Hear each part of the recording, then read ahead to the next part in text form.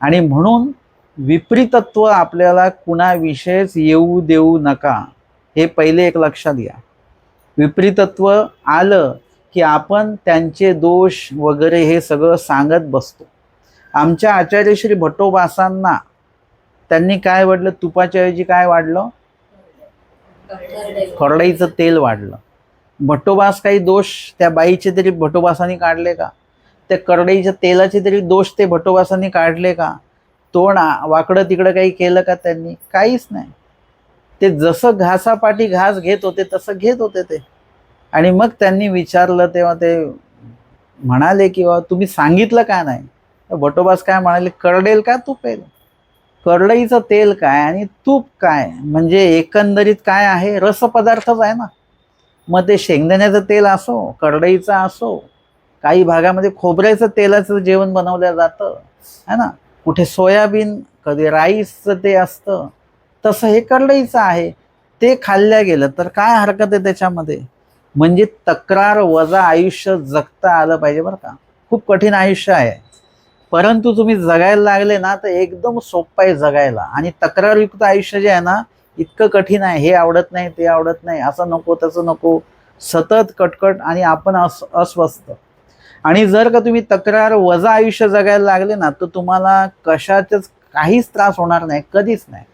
Light गेली काही हरकत नाही, हवा लागते काही हरकत नाही, नाही लागत काही हरकत नाही, स्वयंपाकाला उशीर होणार काही हरकत नाही, कशालाच कसलीच हरकत नसली पाहिजे आपली. म्हणजे जे आहे त्याच्यामध्ये आपल्याला सामावून घेता आलं पाहिजे. तर काय होणार आहे की आपल्याला कुणाविषयी तक्रार हा विषयच राहणार नाही. जेही दिलं ते, जेही प्राप्त झालं ते स्वीकरणीय आहे. म्हणजे आपण कुणावर विपरीत होणार नाही. विपरीतत्व फक्त मनुष्यावरच नसतो होत. आपण आतापर्यंत आपण हेच बघितलं, मनुष्यावर विपरीत होतो. विपरीत आपण कशावर पण होऊ शकतो, वस्तूवर पण होऊ शकतो, पदार्थावर पण होऊ शकतो, कशावर पण आपण विपरीत होऊ शकतो. तर ते विपरीतत्व आपलं आलं नाही म्हणजे त्याच्यावरची बुद्धी जाणं असं येता कामा नये. आता त्या दिवशी म्हणजे मामाजींनी हे अनेक वेळा आम्हाला सांगितलं. तर मामाजींच्या देहाचा हे होता जन्मदिवस, त्या दिवशी आम्ही गेलो ना. मामाजींनी नेहमीप्रमाणे सांगितलं, तो काही माझा जन्मदिवस नाही, काय नाही. मार्गात प्रवेश केल्यानंतर एक आम्हाला काहीतरी लिहावं लागतं की बाबा हा मार्ग प्रवेश कधी झाला वगैरे. मग ते जन्मतारीख काय, ते म्हणे मग शाळेत टाकताना ते टाकली 14 ऑगस्ट. सरांनी सांगितलं 14 ऑगस्ट लिहू का? ते त्यांच्या गुराई म्हणायला टाकलं. ते म्हणे ती तारीख आहे, म्हणजे माझी जन्मतारीख नाही आहे. तर असं तो मामाजी सांगतात नेहमीच. त्यांनी ते सांगितलं की म्हणजे त्यांना कुठल्या अधिकरणांनी सांगितलेलं निरूपणामध्ये की कुठलीही व्यक्ती कशी का असेना, ती दोषवंत असो कशी का असेना, आपण मात्र दंडवत त्यांना पद्धतशीर करायचं. असं नाही की हा दोषवंत आहे तर दंडवतच नाही करायचं वगैरे, असं त्यांना एका अधिकरणाने सांगितलं. मामाजी त्या दिवशी सांगत होते. तेव्हापासनं कोणी का असेना मी आपलं म्हणजे मामाजी म्हणतात की मी त्यांना विनम्रपणेच दंडवत करत असतो. त्यांचे दोष जरी माहिती असले तरी आपण त्यांना दंडवतच करायचं, त्यांच्यावर विपरीत राहायचं नाही. आपण त्याच्यावर विपरीत होणं म्हणजे आपण आपलं मन खराब करून घेतो. ते असं म्हणतात ना की आपण अमक्याला अपशब्द बोललो तर तोंड कोणाचं खराब झालं? आपलं खराब झालं. त्याचं मन खराब होईल पण आपलं तर तोंड खराब झालं. म्हणजे दोष आपल्याकडे आला ना तो. तशा पद्धतीने कुणावर विपरीतच राहायचं ना. जो जसा आहे तो तसा आहे त्याच्या जागेवर. आणि त्याचे जे काही कर्म असतील, त्याचे काही भोग असतील, ते परमेश्वर वगैरे किंवा ते संबंधित देवता त्याला जे काही भोगवायचं ते भोगवणार आहेत. त्याचा आपल्याशी काहीही संबंध येत नाही. म्हणून ते विपरीतत्व कोणावर ठेवायचं नाही. आपण आपलं परमेश्वराशी सकारात्मक आपलं राहायचं. असं जर का आपण ठेवलं आणि जर का विपरीत झालं तर काय होतं? विपरीत एकावर जरी झालं तर हळूहळू आपल्याला सगळे लोक तसेच दिसायला लागतात, हळूहळू तसंच वाटायला लागतं. आणि सगळ्यांचे दोष काढता काढता काढता काय होतं, एक दिवशी आपण परमेश्वरापर्यंत ते दोष आपले पोहोचतात है ना. मग आपण म्हणतो देव पण अशाच लोकांचं मदत करतो बरं का. आता हे देवाचे पण आपण दोष काढले. देव काही आमच्या कधीच कामी पडत नाही. देवावर आपण विपरीत झालो आणि हा दोष तसाच ठेवून जर का त्याचा देहांत झाला तर तो पुढे विकल्प दोषाला खत पाणी घालणारा हा दोष आहे. पुढे त्या जीवाला विकल्प दोष सहजपणे घडू शकतो. कारण मागे देवावर विपरीत होऊन तो सरलेला आहे, त्याचं प्रायश्चित्त त्यांनी केलेलं नाही. म्हणजे तो क्रियावधीमध्ये बरोबर म्हणजे विकल्प दोषाकडे तो त्याला घेऊन जाईल, अथवा हिंसा दोषाकडे पण तो घेऊन जाऊ शकतो. म्हणजे तमतम करणारा जो व्यक्ती आहे, चिडचिड करणारा जो व्यक्ती आहे, त्याचा पुढचा टप्पा काय असतो? हिंसा हा त्याचा पुढचा टप्पा असतो. तो हिंसा दोषाकडे पण तो जाऊ शकतो. आणि निंदाच करण्याची आवड लागणे म्हणजे काय झालं? कुठला विकार? आध की ऊर्ध्व? आधविकार की ऊर्ध्वविकार? आधविकार म्हणजे झालं ना क्रियावधीचा दोष. म्हणजे तो त्याच्यामध्ये विकारही घडू शकतो, विकल्पही घडू शकतो आणि हिंसा पण त्याला घडू शकते. म्हणून हा दोष घडता कामा नये. घडलाच असेल, घडत असेल, त्याचं वेळेवर प्रायश्चित्त करून तो दोष आचरणं बंद करून टाका. पुढचा दोष आहे तो अधिकृती. दुसरा दोष अधिकृती म्हणजे गुरुपेक्षा आपण, आपले जे गुरु आहेत, म्हणजे गुरु म्हणजे कोण? फक्त उपदेश गुरु का? ज्ञान गुरु देखील, अनुसरण गुरु देखील, किंवा विधीचं ज्ञान करणारे सुद्धा, की नुसतं ज्यांना नुसतं आपण बघितलं विधी करताना, ते आपल्याला त्यांनी विधी सांगितला नाही आणि आपण विचारला नाही, पण आपण त्यांना लांबूनच बघितलं की ते अशा प्रकारे विधी करतात, तो सेवा करतात आणि कळलं अरे हे असं केलं पाहिजे, आपण तर चुकतो. मग आपण म्हणतो की मी त्यांना बघितलं तेव्हा मला कळलं. म्हणजे आपले गुरु झाले ना, ते न बोलता न सांगता फक्त बघून ते आपले गुरु झाले. अशा प्रकारे अनेक गुरु आपले असू शकतात. आमचे स्वामी काय सांगतात गुरुविषयी? भाजी गुरु मानावा. भाजी म्हणजे भाजी कशी सांभारायची. सांभारायची म्हणजे कापायची, चिरायची, निवडायची, घ्यायची, घेताना पण ती बनवायची कशी आणि पुढे वाढायची कशी. मला म्हटलं खायची कशी, लगेच काय वाढायची कशी याचं पण एक ज्ञान असलं पाहिजे आणि खायची कशी याचं पण ज्ञान असलं पाहिजे बरं का. हे पण की कुठली भाजी कधी खायची आहे, सकाळी खायची का ही भाजी, ती संध्याकाळी खायची नसते एखादी भाजी, आपण ती संध्याकाळी बनवतो नाही, ते पण ज्ञान असलं पाहिजे. हे सगळंच साधारण गोष्ट आहे. भाजी गुरु मानावर किती मोठी गोष्ट आहे स्वामींनी सांगितली.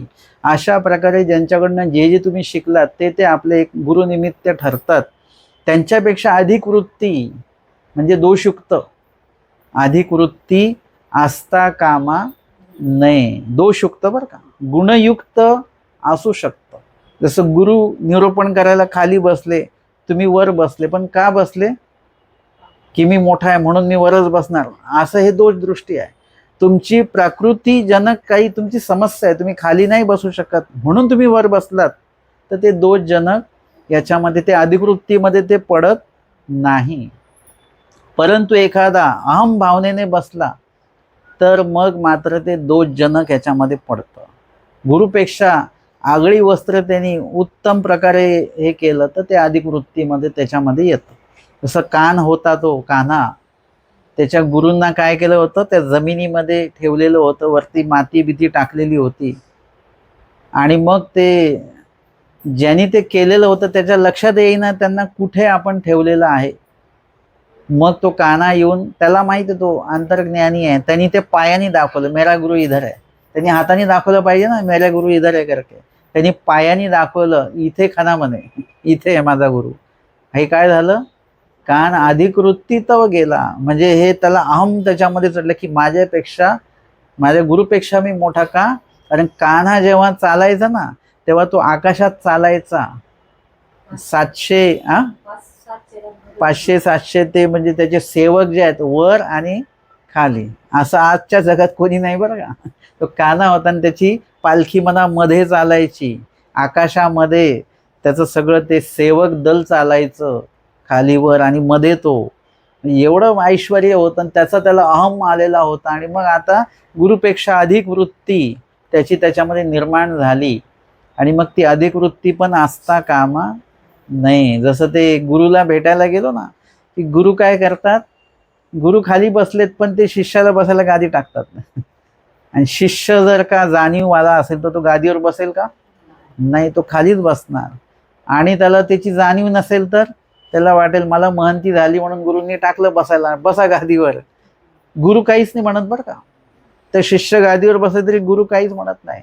गुरु लक्षात घेतात त्याची जाणीव किती आहे, काय आहे. कदाचित गुरु सांगतील पण नंतर, त्याला सगळ्यांच्या देखत नाही, नंतर सांगतील.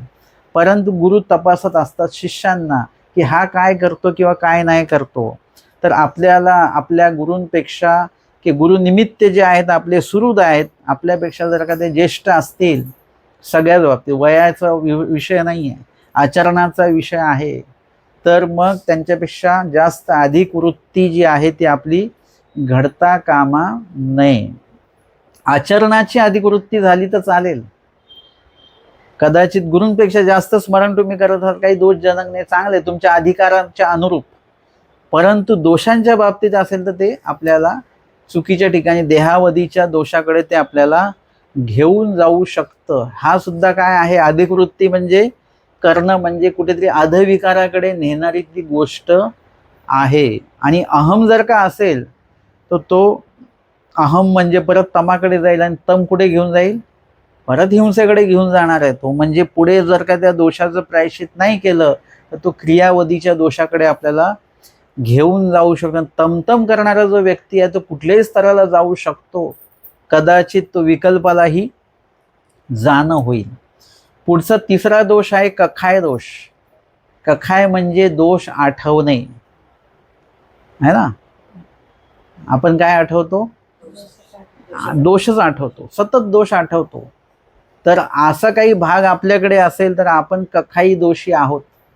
कखाई दोष म्हणजे पुढती दोषची आठविती, त्याला दुसरं काहीच आठवत नाही. दोषाला दोष, दोषाला दोष. तुम्ही त्याच्यासोबत 1 तास बसा नाही तर 2 तास बसा, तो त्या व्यक्तीविषयी दोषाव्यतिरिक्त काहीच सांगणार नाही. म्हणजे त्यांनी त्या व्यक्तीचा किती अभ्यास केलाय, तेवढा जर का त्यांनी देवाचा अभ्यास केला असता तर किती ज्ञान प्राप्त झालं असतं. त्या माणसाची बुद्धी कमी आहे असं नाही, त्याची स्मृती चांगली आहे, बुद्धी चांगली आहे. तो जेव्हा केव्हा भेटला त्यांनी चिंतन संशोधन करून त्या व्यक्तीकडनं दोषच घेतले आणि त्याचे दोष सगळ्यांपर्यंत पोहोचवले. म्हणजे किती चांगला व्यक्ती वक्ता आहे चांगला, परंतु दोषांविषयीचा वक्ता झाला. दोषांविषयी बाबतीत त्यांनी संशोधन केलं. ते जर का गुणाविषयी केला तर काय होईल, ते गुण त्याला म्हणजे ईश्वराच्या संदर्भात असेल, ज्ञानियाच्या संदर्भात असेल तर जास्तीत जास्त गुण त्याच्याकडे येतील आणि जास्तीत जास्त गुणाबद्दल तो इतरांच्या बोलेल. म्हणजे आता कखाई हा दोष जो आहे त्याच्यामध्ये 2 प्रकार मोडतात. एक अपक्व कखाई आणि एक पक्व कखाई. अपक्व म्हणजे कच्चा आणि पक्व म्हणजे पिकलेला. तर अपक्व कसा असतो की जेव्हा केव्हा त्या व्यक्तीला तो व्यक्ती समोर येईल तरच त्याचे दोष आठवतील, असं होतं ना. एखादी व्यक्ती समोर दिसली की आपण हा कशाला आला इथे, है ना, लगेच आपलं ते स्मरण बाजूला पडतं आणि ते दोषच आठवत राहतात. आणि एक पक्व कखाई आहे. पक्व कखाई म्हणजे तो व्यक्ती दिसला काय किंवा नाही दिसला काय त्याच्याविषयी दोष चालू, स्वयंपाक बनवताना तेच सुरू राहतं डोक्यामध्ये, इथे कुठे प्रवासात पण सुद्धा तेच चालू राहतं, पुन्हा पुन्हा तेच आठवणं. हे पक्व म्हणजे आपला दोष पिकलेला आहे, चांगला झालेला आहे. आता हा दोष घडतच राहणार. म्हणजे आपल्याला काय आठवतं मनामध्ये, आता हे सुद्धा तिकडेच आहे. दोष आठवणं म्हणजे परत तमतम आणि तेच आठवायला आवडणे, हा अधविकार. आणि तो दोष परत कुठेही घेऊन जातो. तो दोष आपल्याला विपरीतत्वाकडे घेऊन जाईल. तो दोष आपल्याला कखाय पक्व दोषाकडे घेऊन जाईल आणि त्याच्यामुळे देखील दोष घडेल. याचं सुद्धा वेळीच आपण प्रायश्चित करून तो दोष बंद केला पाहिजे. तो व्यक्ती समोर जरी आला तरी दोष नाही आठवला पाहिजे. त्याच्याशी काही व्यवहार जरी आपण केला तरी त्याचा दोष आपल्याला आठवता कामा नये. पुढचा दोष येतो चौथा, वर्मस्पर्श. आता या संदर्भामध्ये याला काही वचन स्वामींनी उच्चारण केलेले आहेत या संदर्भातली. त्या वचनाद्वारे स्वामींनी त्या दोषाचं निरूपण केलेलं आहे की विपरीत बुद्धी जेथूनही होय तेथची विपरीत बुद्धी, तिथेच विपरीत बुद्धी येते. आणि त्या विपरीत बुद्धी आल्यामुळे काय होतं, म्हणजे धर्मापासून तो जीव जातो. विपरीत बुद्धी आली की धर्मापासून जीव जाणार. आणि खूप वेळेला असं होतं की ज्याच्या जवळ आपण राहतो ना अभ्यासासाठी, त्याचेच दोष दिसायला लागतात है ना. दोष तुम्हाला कोणाचे दिसतात? जो संपर्कात नाही त्याचा दोष दिसतच नाही. तो जो संपर्कात व्यक्ती आहे, मग ते आपले गुरुच आहेत, ते गुरूंचे सुद्धा दोष दिसायला लागतात आपल्याला.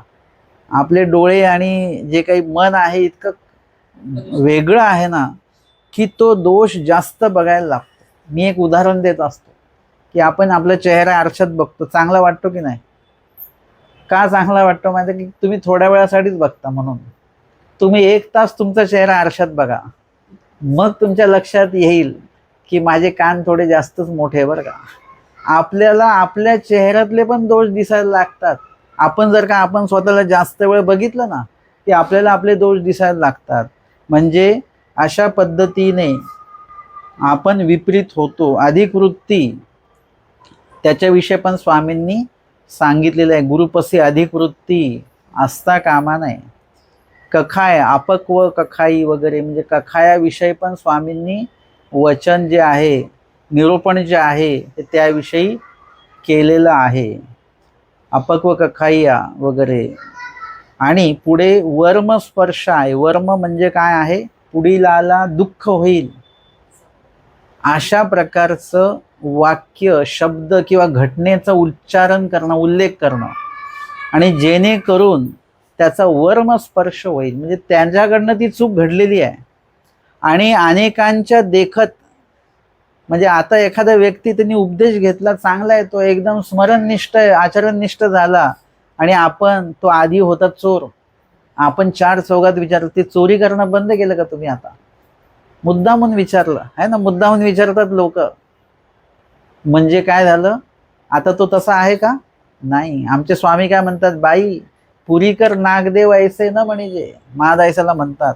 महादायसा म्हणतात, देवा यांनी पहिले काय केलं? बाई पुरीकर नागदेव ऐसे न म्हणजे, हा येथीच्या जवळ का आणून यान झाला असे. आता हे वेगळे आहेत, ते पहिलेच काढत नका बसू. म्हणजे हे काय वर्म काढणे याला म्हणतात. असे दोष काढत असतात. म्हणजे काही पण बोलल्या जातं, तर तसं करायचं नाही. वर्म स्पर्शापसी स्वामी काय सांगतात? शिरच्छेद चांगला एक प्रकारे. का? वर्म स्पर्श जेवढ्या वेळ केला जातो तेवढ्या वेळ माणूस तो मरतो. शिरच्छेद स्वामी काय सांगतात? त्याच्यापेक्षा शिरच्छेद केला तर माणूस किती वेळा मरतो? एकच वेळा मरतो. याचा अर्थ काय करायचं मग आपण? शिरच्छेद करायचा का?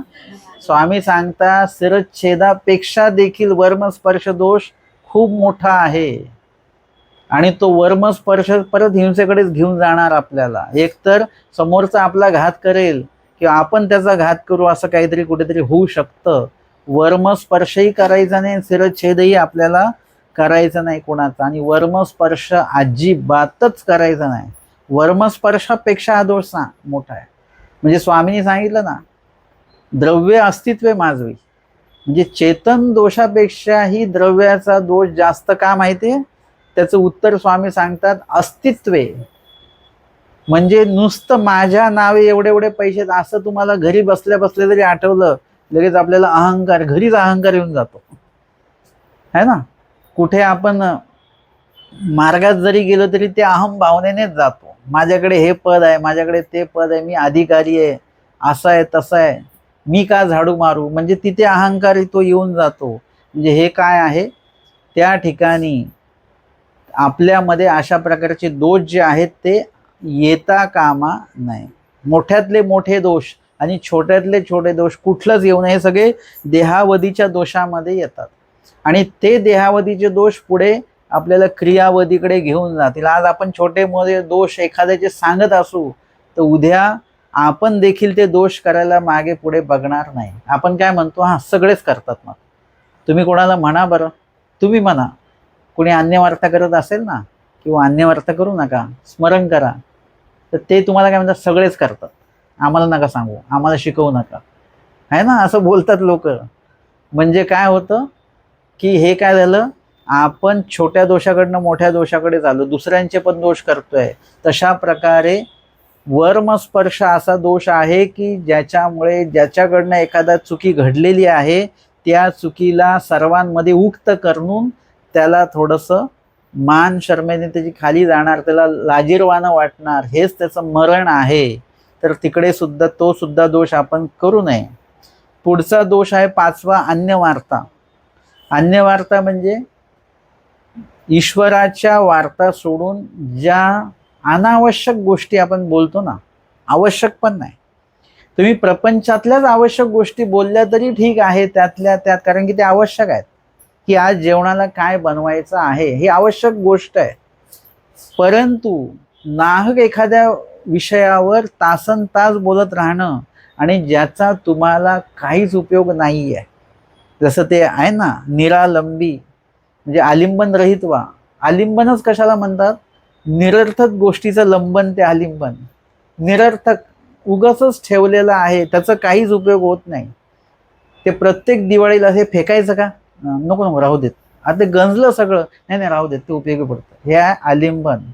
हे आलिंबन आपण घरातच नाही ठेवत, आपल्या खिशातच नाही ठेवत, आपल्या मनात पण खूप आलिंबन ठेवलेले आहेत आपण, निरर्थक गोष्टी.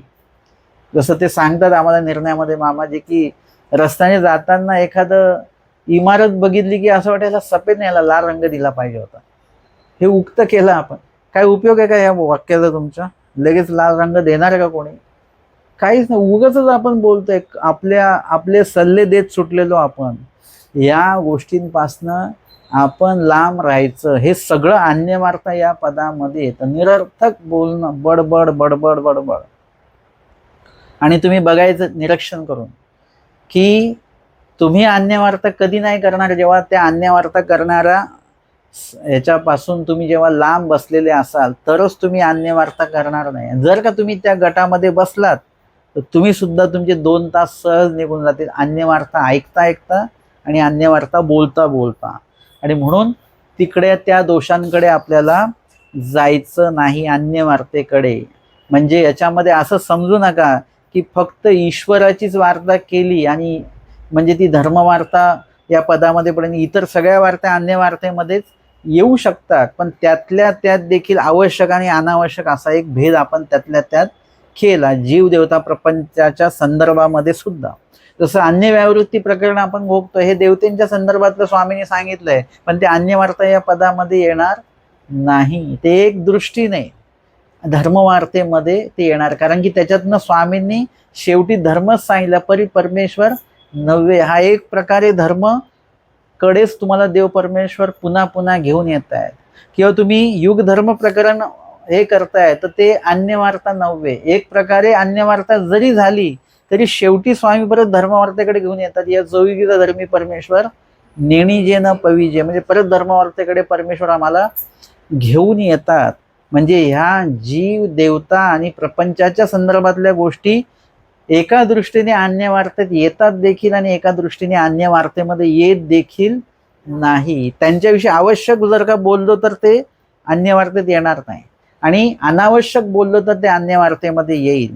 आणि जर का ईश्वरपैकीचं बोललो तर ते धर्मवार्तेमध्येच आपल्याला येणार आहे. म्हणून स्वामींनी अन्यवार्तेच्या संदर्भात कुठलं वचन निरूपण केलं? अन्यवार्ता निद्राचा, वरी निद्रा कीजे परी अन्यवार्ता न कीजे. पण माझं संशोधन असं आहे की असं म्हणजे झोप घेणं म्हणजे किती चांगली गोष्ट आहे की नाही. आपल्याला जर का कोणी सांगितलं तुम्ही आराम करा, झोपा, तर उलट चांगली गोष्ट आहे.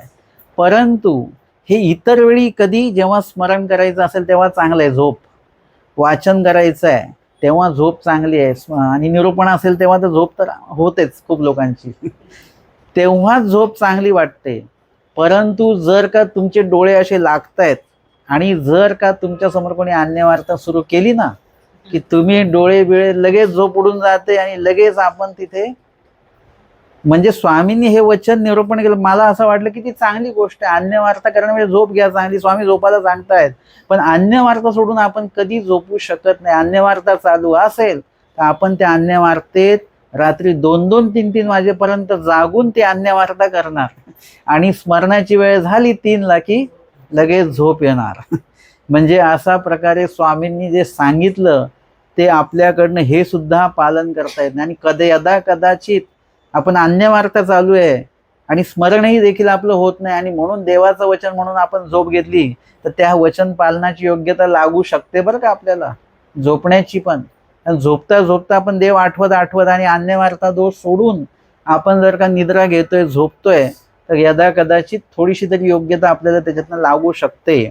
म्हणून अन्य वार्ता न कीजे, अन्य वार्तेपसी वरी निद्रा सांग, निद्रा कीजे पर अन्य वार्ता न कीजे. पुढचा दोष येतो अन्य कथन, 6वा. अन्य कथन म्हणजे इतरांना आपला धर्म सांगत बसणं, ज्याची इच्छा नसताना. आमचे स्वामी सांगतात अर्थाप्रती बोलावे, ज्याला आवड आहे त्याला निश्चित सांगा, ज्यांनी विचारलं त्याच्या अर्थता लक्षात घेऊन मग त्याला सांगा, आणि ज्याला सांगितल्याने काही उपयोग होणार आहे त्याला सांगा. ज्यांना सांगून उपयोग होणार नाही त्यांना तुम्ही जबरदस्ती जर का सांगितलं तर ते अन्य कथन या पदामध्ये जातं. मग तो नुसता अन्य कथन म्हणजे अन्य व्यक्तीला सांगू नका अशातला भाग नाही बरं का. येथीचा उपदेशी जरी असेल आणि त्याला आवड नसेल तर तो म्हटला आपली ब्रह्मविद्या राह्या की जो आम्हाला काही कळत नाही त्याच्यातलं, अशा व्यक्ती उपदेशी जरी असला तरी त्याला धर्म सांगत बसू नये. त्याच्यामध्ये आवड निर्माण करण्याचा प्रयत्न करा, त्याला आवड निर्माण झाली पाहिजे आणि मग त्याला धर्म सांगू शकतो आपण. परंतु त्याच्या व्यतिरिक्त जर का तुम्ही सांगत असाल तर ते दोषाकडे जातं. आमच्याकडे मंदिरात 2 असे हिंदी भाषिक लोक आले, बिचारे मंदिर आहे कृष्णाचं, आले पाया वगैरे पडले. आमच्याकडे एक जण होते, त्यांना निरूपण करण्याची भारी हौस असायची, ग्रस्त होते ते. त्यांनी त्या लोकांना जे सांगणं सुरुवात केली, भगवद्गीता में ऐसा बताया वैसा बताया, हे ते. आता त्यांना ते बरं वाटलं, हां. पण 5-10 मिनिटं झाल्यानंतर त्यांना जायचं होतं, त्यांची रिक्षा बाहेर उभी होती, त्यांना घरी जायची ओढ लागली. ते बोलले ठीक है अभी हमको जाना है. ते म्हटले जाना तो सबको ही एक दिन.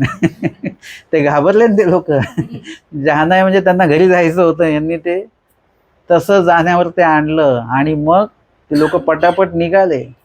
म्हणजे आता हे अन्य कथन झालं, त्यांची इच्छा नाही ऐकायची. ते रिक्षात बसले, हे तिथे जाऊन त्यांनी रिक्षाचा तो हेच धरलं, रिक्षाच धरून ठेवली. म्हणजे असं ते रिक्षाचा दांडा असं त्याला धरून ठेवलं, त्याच्याशी बोलत होते. आता रिक्षाला रिक्षा काढता येईना, हे मला आत्ता पण आठवतं. म्हणजे हे अन्य कथन आहे. ते मी जे बघितलेलं आहे की एखाद्याला जबरदस्ती शास्त्र सांगणं हे योग्य नाही, आणि जबरदस्ती शास्त्र ऐकायला येऊ पण नये. म्हणजे कोणाला असं वाटत आम्हाला नाही ऐकायचं तर त्या व्यक्तीने खरंच येऊ नये. त्यांनी निद्रा सांग, धर्मवार्तेपासून निद्रा सांग असं वचन होईल त्याच्यासाठी.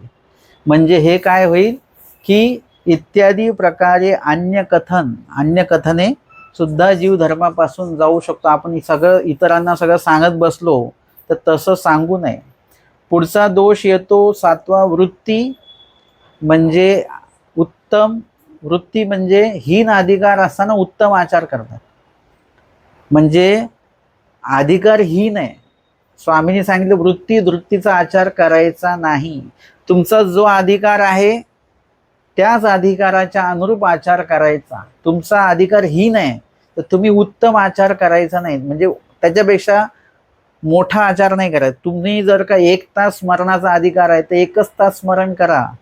तुम्ही 2 तास करायला जाल आणि तुम्ही त्रस उत्पन्न होईल. तुम्हाला तुमचा स्मरणाचा कालावधी वाढवायचा आहे तर ज्ञात विरक्ताचा संग करा आणि त्यांच्या मार्गदर्शनाखाली तुमचा अधिकार कसा आहे तो तपासा. आणि हे अधिकार तपासलेल्या व्यक्तीची गोष्ट आहे बरं का. वृत्तीचा आचार आहे आपल्याला लक्षात येणार नाही. आपल्याला आपला अधिकार अजूनही कळालेला नाही. आपला मूळ अधिकार जेवण्याचा किती आपल्याला माहिती नाही अजून. सांगा बरं तुमच्या आहार किती आहे? 3 चपाती का 2.5 चपाती की 2.25 चपाती? माहिती आहे तुम्हाला? 2 चपाती नाही, आपण 2 चपाती खातो म्हणून 2 चपाती. त्याच्यामध्ये सांगितलं एक दिवशी तुम्ही काय करा, 8 दिवस तुम्ही 70 चपाती कमी करा. म्हणजे किती झाल्या चपात्या? 2.25 चपातीच का. बघा तुम्हाला त्रास होतोय का? मग तुमच्या लक्षात 2.25 चपाती खाल्ले तरी मला भुकेचा त्रास होत नाहीये, बरोबर चाललंय. म्हणजे मी 70 चपाती जास्तीची खातोय, आपल्याला माहितीच नाहीये हे. त्यातली अर्धी चपाती कमी करा, 1.5 चपाती झाली. 1.5 चपातीला पण आपल्याला कुठला त्रास होत नाही. म्हणजे आपला अधिकार 1.5 चपातीचा आहे, आपण अर्धी चपाती जास्तीची खात होतो. हे असे अधिकार तपासल्या जातात. आणि यदा कदाचित अजून अर्धी चपाती कमी केली म्हणजे किती झाली? 1.25 चपाती है ना. मग आता सव्वा चपाती खालताना मग लक्षात आलं की थोडं भुकेचे त्रास होतोय आपल्याला, म्हणजे आपला 1.5 चपातीचा आपला आहार, ह्याला म्हणतात अधिकार तपासणे. आपण सगळे लोक आपल्या मूळ आहारापेक्षा, प्राणाचे आहार जो लागतो ना त्याच्यापेक्षा आपण कमी जास्त खातो आहोत, जेवढ्याच तेवढं आपण खात नाही. हे ब्रह्मविद्या शास्त्रामध्ये ते सांगितले. ज्ञातविरक्ताच्या संगी राहून तुम्ही तुमच्या भोजनाचा अधिकार लक्षात घ्या, स्मरणाचा अधिकार लक्षात घ्या, तुमची प्रकृती लक्षात घ्या, राजस तामस सात्विक कसे आहोत आपण हे लक्षात घ्या. अशा पद्धतीने इथे वृत्तीचा आचार म्हणजे हीन अधिकार असताना जास्त आचार करायला लागणं, तर त्याच्यामुळे त्रस उत्पन्न होतो. जसं असतं ना की एखाद्याने म्हटलं मी तेलकट बंद केलं बरं का, आणि त्याला तेलकट आवडतं, तर त्यांनी ते तेलकट बंद करू नये, ते प्रमाणात खावं, हळूहळू हळू कमी करावं. त्यांनी बंद केलं, आता त्याचं लक्ष कुठे असतं, त्या तेलकटाकडेच असतं. मग तो एक दिवशी काय करतो, एका महिन्याला 1 महिना झाला की तो एवढं तेलकट खातो एकदम एकाच वेळेला, म्हणजे काय झालं, त्रस उत्पन्न झाला. अशा प्रकारे दोषाकडे तो जीव जाऊ शकतो. आणि मग म्हणजे जो एखाद्याने मौन पकडलं, तो एकच दिवशी एवढी बडबड बडबड करेल, म्हणजे तो दोषाकडे जाऊ शकतो. आणि म्हणून जेवढा अधिकार आहे तेवढा आचार करा, त्रसो ने दिजे, त्रस उत्पन्न होऊ देऊ नका, असं स्वामींनी सांगितलंय. वृत्ती अधीन न व्हावे, स्थिती अधीन न व्हावे, आणि धृतीचा पण आचार करायचा नाही. 8वा दोष कुठला येतो, धृतीचा, म्हणजे उत्तम अधिकार असताना हीन आचार करू नये. हे पण एक आहे. उत्तम अधिकार आहे आपला 2 तास स्मरणाचा, आणि आपण करतो 1च तास स्मरण, असं नका करू. तुमचा 5 प्रश्न पाठ करण्याचा अधिकार आहे, तुम्ही करता 2च प्रश्न पाठ, असं नका करू. उत्तम जेवढा अधिकार आहे तेवढ्याचा तेवढा आपला उपयोगी लावायचा. आणि पुढे येतं द्रव्य सेवा, म्हणजे स्वामींनी सांगितले द्रव्य संबंधा साक्षी न ठकावे. द्रव्याबद्दल भरपूर दोष आमच्या स्वामींनी सांगितले. पैशाबद्दल आजच्या काळातले 99% भांडणं हे सगळे पैशाच्या संदर्भातले आहेत. म्हणून द्रव्य संबंध साक्षीने ठाकावे. द्रव्य सेवा हा सुद्धा देहावधीच्या दोषाकडे नेणारा दोष आहे. द्रव्य सेवा हा देहावधीचा दोष नाही आहे, परंतु त्याचा चुकीच्या पद्धतीने जर का वापर केला तर तो आपल्याला देहावधीच्या दोषाकडे घेऊन जाऊ शकतो. धृतीचा आचार देहावधीचा दोष नाही आहे, पण हा देहावधीच्या दोषाकडे घेऊन जाऊ शकतो, त्रसाकडे आपल्याला घेऊन जाऊ शकतो, आणि पुढे तो देहावधीमध्ये पडेल, आणि पुढे तो क्रियावधीकडे आपल्याला घेऊन जाऊ शकतो. आणि म्हणून पुढे इथे द्रव्य सेवेच्या सुद्धा आपण लांब राहायचं, म्हणजे तेवढ्याच तेवढं. अनावश्यक द्रव्याची अपेक्षा ठेवू नका. अनावश्यक द्रव्य जे आहे ते आपल्यासाठी एक प्रकारे घातक असतं. तुम्ही थोडं निरालंबी होऊन बघा द्रव्याच्या बाबतीमध्ये. एकदम निरालंबी नाही, थोडंसं निरालंबी होऊन बघा, मग ते लक्षात येईल. त्याच्यानंतर संग्रहरूप विकल्प आहे. हा सुद्धा आपण आपल्या धर्मरक्षणार्थ उपयोगात आणलेला एक गोष्ट आहे, परंतु तो सुद्धा जर का आपण जतन करून ठेवला तर तो तसे दोष करायला आपल्याला भाग पाडू शकतो. संग्रहरूप विकल्प म्हणजे कुणी काय विचारलं वगैरे, काय तुमचा उपवास नाही का, आपण म्हटलं हो उपवास आहे.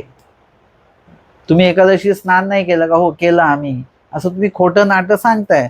पण हळूहळू काय होतं, आपण त्याच्यामध्ये अडकून जातो, है ना. अलीकडे असं उपवास असला की काय करायचं, साबुदाण्याची खिचडी, मग तिकडे बनते तर आपणही बनवायला लागलो होतो. सगळ्यांच्या डोक्यामध्ये ती पक्की झालेली बरं का, जे उपवास म्हणजे साबुदाण्याची खिचडी, म्हणजे संग्रह म्हणून करायला गेलेली गोष्ट आपल्या डोक्यामध्ये पक्की बसते. त्या दिवशी ते नाही खाल्लं की आपल्याला पण चुकल्यासारखं वाटतं. हळूहळू हा दोष देहावधीकडे जाऊन पुढे क्रियावधीकडे जाऊ शकतो. आणि 11 क्रमांकाचं एक कीर्ती म्हणजे मान मान्यतेसाठी म्हणून सगळ्या क्रिया करणं. निरूपण करणं कशासाठी, मान मान्यता मिळणार, भजन पूजन होईल म्हणून हा दोष देहावधीकडे घेऊन जाईल. किंवा त्यातल्या त्यात सेवादास्य करायचं, म्हणजे कसं, जिकडे CCTV तिकडेच कचरा काढायचा म्हणजे ते दिसलं पाहिजे, किंवा कोणतरी फोटो काढतं त्याच वेळेला सेवा करायची. हे अशा कीर्तीपर सेवा, कीर्तीपर वैराग्य, कीर्तीपर ज्ञान, कीर्तीपर काहीतरी प्रश्न उत्तर करायचे, कीर्तीचा हेतू नसला पाहिजे त्याच्यामध्ये. आणि त्या कीर्तीचा हेतू ठेवून जे तुम्ही कराल ते उत्तम आहे, चांगलं आहे, तीच क्रिया. आणि तीच क्रिया जर का कीर्तियुक्त असेल, आमचे स्वामी का सांगतात, ऐसेही करिता लोक न भजो. जे निळभट्ट भांडारेकर आहेत त्यांच्यानी स्वामींच्या भेटीमध्ये अंतर का पडलं? म्हणजे भिक्षा घेऊन ते लगेच येतात ना, एका तासात येतात. त्या दिवशी 3 तास का लागले असतील? त्याच्यात 1 तास 3 तास नाही बरं का, उदाहरण दाखल सांगितलं मी. त्या दिवशी 3 तास लागले, म्हणजे 2 तास उशिरा आले स्वामींकडे. का बरं? मान मान्यता कीर्ती.